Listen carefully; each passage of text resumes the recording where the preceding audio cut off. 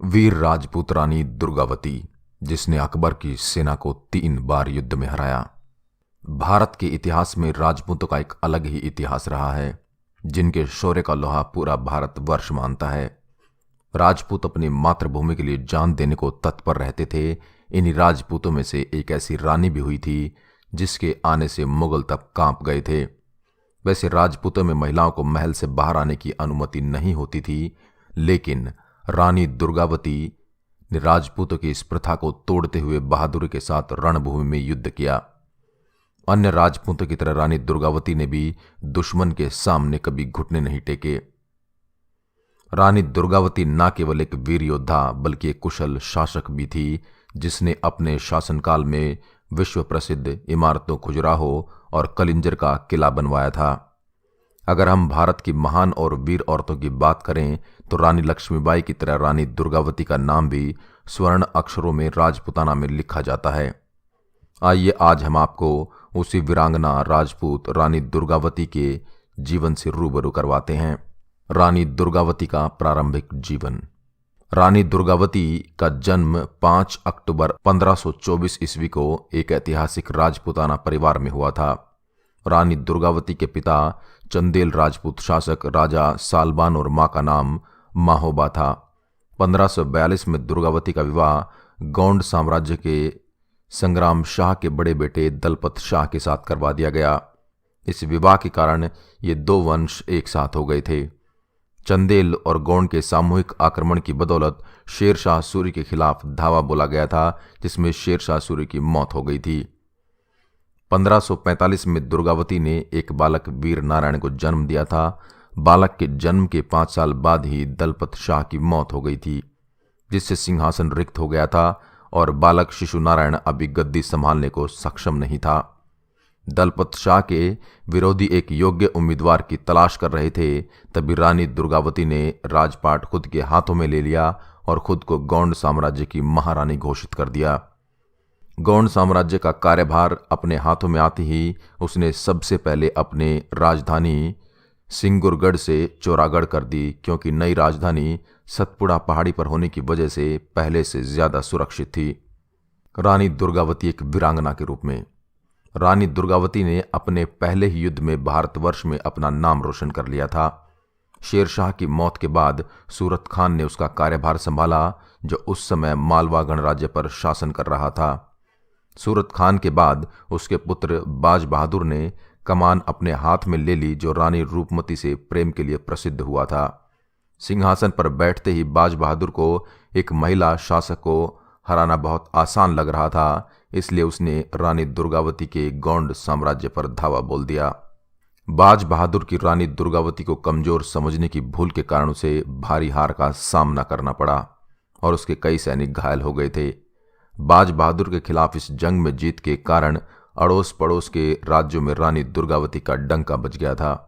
अब रानी दुर्गावती के राज्य को पाने की हर कोई कामना करने लगा था, जिसमें से एक मुगल सूबेदार अब्दुल माजिद खान भी था।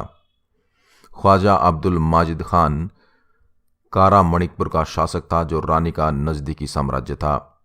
जब उसने रानी के खजाने के बारे में सुना तो उसने आक्रमण करने का विचार बनाया। अकबर से आज्ञा मिलने के बाद आसफ खान भारी फौज के साथ गर्रा की ओर निकल पड़ा। जब मुगल सेना दमोह के नजदीक पहुंची तो मुगल सूबेदार ने रानी दुर्गावती से अकबर की अधीनता स्वीकार करने को कहा। तब रानी दुर्गावती ने कहा, कलंक के साथ जीने से अच्छा गौरव के साथ मर जाना बेहतर है। मैंने लंबे समय तक अपनी मातृभूमि की सेवा की है और अब इस तरह मैं अपनी मातृभूमि पर धब्बा नहीं लगने दूंगी।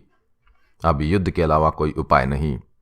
रानी ने अपने 2000 सैनिकों को युद्ध के लिए तैयार किया।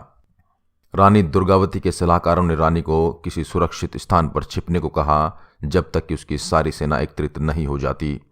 सलाहकारों का मशवरा मानते हुए रानी नराई के जंगलों की तरफ रवाना हो गई। इस दौरान आसफ खान गर्रा पहुंच गया था और गणराज्य को हथियाने का काम उसने शुरू कर दिया था। तब उसने रानी के बारे में खबर सुनी तो वह अपनी सेना को गर्रा में छोड़कर उसके पीछे रवाना हो गया। आसफ खान की हलचल को सुनते हुए रानी ने अपने सलाहकारों और सैनिकों को समझाते हुए कहा, हम कब तक इस तरह जंगलों में शरण लेते रहेंगे। इस तरह रानी दुर्गावती ने ऐलान किया कि या तो वो जीतेंगे या वीरों की तरह लड़ते हुए शहीद हो जाएंगे। अब रानी दुर्गावती ने युद्ध वस्त्र धारण कर सरमन हाथी पर सवार हो गई। अब भीषण युद्ध छिड़ गया जिसमें दोनों तरफ के सैनिकों की काफी क्षति पहुंची। इस युद्ध में रानी विजयी हुई और उसने भगोड़ों का पीछा किया। दिन के अंत तक उसने अपने सलाहकारों की बात की। उसने दुश्मन पर रात को आक्रमण करने की योजना बनाई, क्योंकि सुबह होती आसफ खान फिर आक्रमण बोल देगा, लेकिन किसी ने उसकी बात नहीं मानी। लेकिन सुबह उसने जैसा सोचा वैसा ही हुआ और आसफ खान ने हमला बोल दिया। रानी अपने हाथी सरमन के साथ रणभूमि में उतर गई और युद्ध के लिए तैयार हो गई।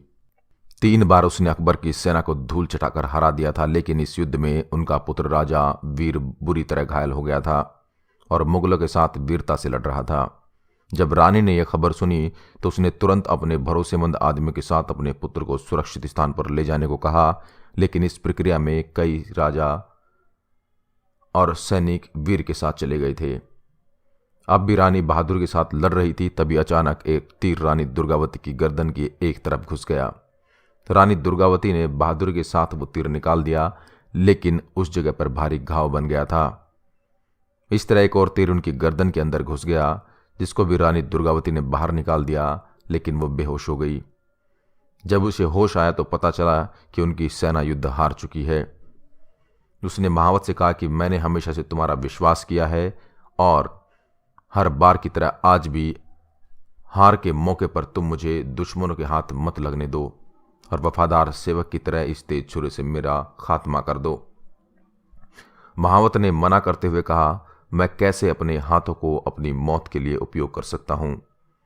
जिन हाथों को हमेशा मैंने आपसे उपहार के लिए आगे किया था, मैं बस आपके लिए इतना कर सकता हूं कि आपको इस रणभूमि से बाहर निकाल सकता हूं। मुझे अपने तेज हाथी पर पूरा भरोसा है। ये शब्द सुनकर वो नाराज हो गई और बोली, क्या तुम मेरे लिए ऐसे अपमान को चैन करते हो? तभी रानी दुर्गावती ने चाकू निकाला और अपने पेट में घोंप दिया और वीरांगना की तरह वीरगति को प्राप्त हो गई। इसके बाद आसफ खान ने चोरागढ़ पर हमला बोल दिया। तब रानी दुर्गावती का पुत्र उसका सामना करने के लिए आया, लेकिन उसे भी मार दिया गया। रानी दुर्गावती की सारी संपत्ति आसफ खान के हाथों में आ गई। रानी दुर्गावती ने इस तरह 16 सालों तक वीरों की तरह शासन करते हुए राजपूत रानी के रूप में एक मिसाल कायम की, जिसे भारतवर्ष कभी नहीं भुला सकता। आशा करता हूं यह वीडियो आपको पसंद आई होगी। ऐसी ही अन्य गाथाओं के लिए आप हमारे चैनल को लाइक करें, शेयर करें एंड सब्सक्राइब करना ना भूलें। धन्यवाद।